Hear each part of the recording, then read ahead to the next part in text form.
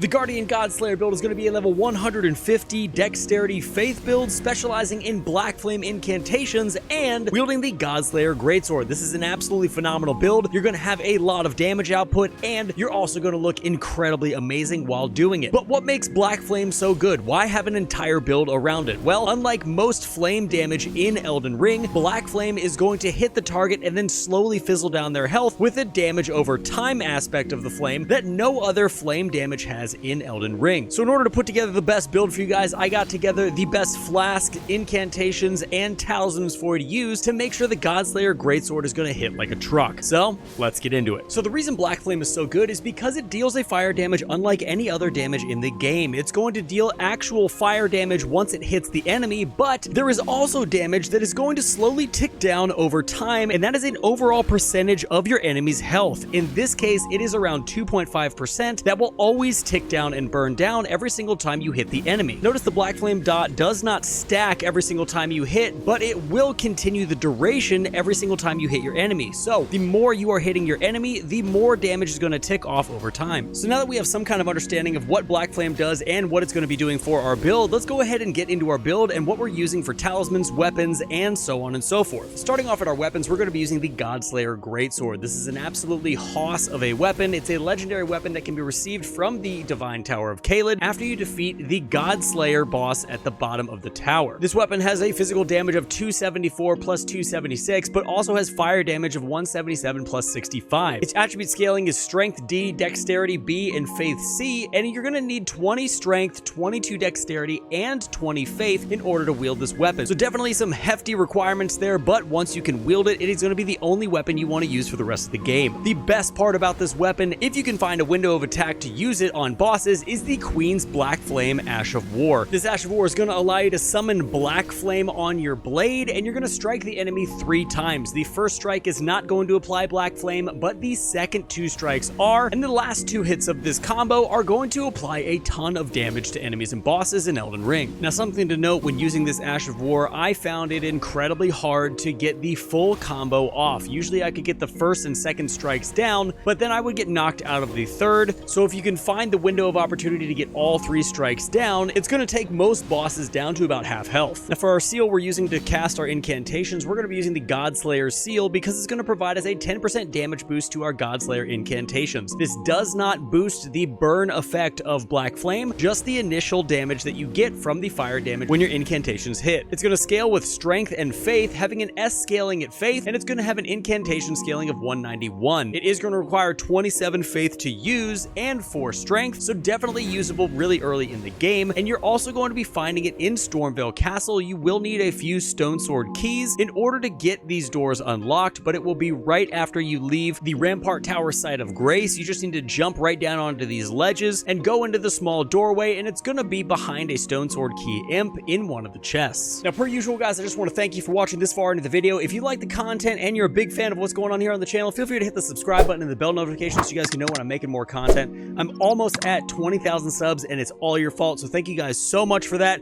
Now, let's get into the talismans. Now, for our talismans, we're using 3 really awesome talismans for this build that synergize well, and the 4th one is a necessity for me personally, but if you want to change out the 4th one, I'll give you some recommendations. The first one is the Shard of Alexander to buff our Ash of War on our weapon. This is going to be giving us a 15% increase to our skills, meaning our Ash of War on our weapon is going to hit 15% harder, which is definitely awesome. The Shard of Alexander can be located at the end of Alexander's questline, and one of these days I will have that questline located on my channel so you guys can watch it. But as of right now, I will show you where you can start his questline here on the screen, but just know that that video is coming. For talisman number 2, we have the Fire Scorpion Charm. This is going to provide us with a 12% damage increase to our fire attacks, and it is also going to cause us to take 10% more damage, which is not a huge thing unless you're taking it into PvP. So if you're taking it into PvP, maybe swap this out for something else. Our third talisman is the one that's a necessity for me, especially on this particular build, and that is going to be the Great Jar's Arsenal. This is going to vastly increase our maximum equip load, and if I I don't have this talisman on with the stats that I have in this build, I'm going to be having a heavy load, and nobody wants that. The Great Jar's Arsenal is going to increase your maximum equip load by 19%, and you are going to attain this from the Great Jar's Trial right here in Caelid after you defeat the 3 summons that he brings you. This can be a very difficult fight since you have to fight all 3 of them back to back, but it is definitely worth it. Now, if you do happen to have the endurance enough for all of this gear, and you also want to switch this talisman out with something else, here's what I would recommend. The first thing I would recommend would be a quality of life talisman like the Erdtree's Favor, which is going to give you HP, stamina, and equip load overall, which is super nice. If you want more damage, I would definitely lean towards the Rottenwing Sword Insignia, or since the weapon scales better with Dex, use the Millicent's Prosthesis. And if you want to have some more overall damage negation, the Dragoncrest Great Shield Talisman is a fantastic talisman for this. And lastly, our talisman in our 4th slot is going to be the Godfrey Icon. This is going to enhance our charge skills and spells. This is not for our weapon Ash of War, rather our incantations, because the 2 Blackflame incantations we are using are chargeable, and this will allow them to hit 15% harder. This talisman is actually pretty easy to get, at least to get to, and that is you need to go into Altus Plateau, and the second you get there, you need to take a left and go into the Golden Lineage Everjail. After defeating the boss, the Godfrey Icon will be yours, and you can use it. Now, for our Flask of Wondrous Physic, we are going to be using the Flame Shrouding Cracked Tier for obvious reasons. This Cracked Tier is going to give you a 20% damage boost to all of your fire damage that you are going to be doing, so that's all of our incantations and our weapon art, and it's also going to stack with the Fire Scorpion Charm, giving us a total of 32% increased fire damage for the build. Our second tier is going to be the Stone Barb Cracked Tier, and this is going to temporarily make stance break easier, providing you with 30% stance damage and 30% stamina damage. The Stone Barb Cracked Tier is going to be located on the far east side of Caelid at the Minor Erdtree after you defeat the Putrid Avatar, and the Flame Shrouding Cracked Tier is going to be located at the Minor Erdtree on the west side of Caelid, closer to Limgrave, right near the Smoldering Church. Now, the reason that I chose the Stone Barb tier over any of the other ones is because stance break with the Godslayer's Greatsword is already pretty easy, especially if you want to use charged R2s. So if you have a tier in here that's going to help you break stances even easier, then you're going to be getting criticals off and also going to be staggering bosses, making them overall easier for you to get through the game. Now, before we get into the incantations, we are going to go over the armor here, and I gotta say, I'm incredibly impressed with what I've put together. I have found it incredibly hard to match almost anything with the Crucible Tree armor, but I feel like I've done a very good job, and overall, we look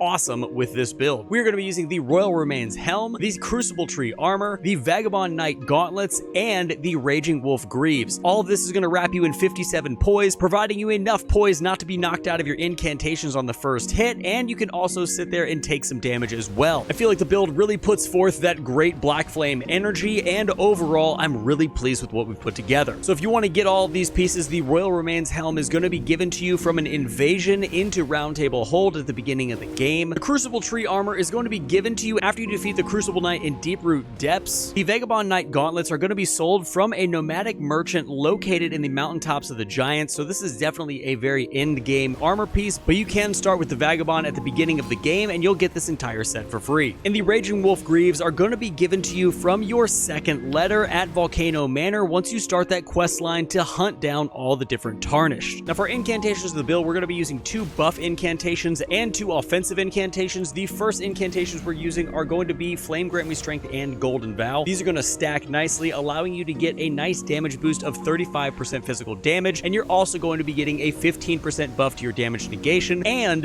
20% fire damage on top of that. So this is definitely a phenomenal stack to use, especially before you fight a boss. For our 2 offensive incantations, we're going to be using Scourging Black Flame, which is going to provide a giant area of effect cast in front of the caster, and this is going to hit incredibly hard, allowing you to stagger certain enemies. Our next incantation is going to be Black Flame, and this is just going to throw a black raging fireball at your enemy, and both of these incantations are chargeable, allowing you to get that 15% damage increase from our Godfrey icon. And going back to the beginning of the video, if you found the Godslayer seal, in the next chest is going to be the Godskin Prayer Book, and you can take this right back to Corrin or to the Great Dog right at the Church of Vows, and you can learn both of these incantations after that. Golden Vow is going to be located at the Corpse Stench Shack right here near Mount Gelmir, and Flame Grant Me Strength is going to be located behind Fort Gale, right between 2 flame chariots. And lastly, I'm going to go ahead and show you guys my stats for the build. Right now, I'm level 157, but this is a level 150 build, so you're going to have your Vigor at 50, your Mind at 18, Endurance at 20, Strength at 35, Dexterity will be 60, Intelligence will be 9, Faith will be 30, and Arcane will be 7. All this is going to allow you to do the damage that you need and also stay alive through New Game 1, 2, 3, and I am currently in New Game +4. And guys, there you have it. That's going to be it for this Blackflame build. I hope you guys enjoyed it and understand Blackflame a little bit better. Listen, if you like the content you're seeing and you want to be around the channel more,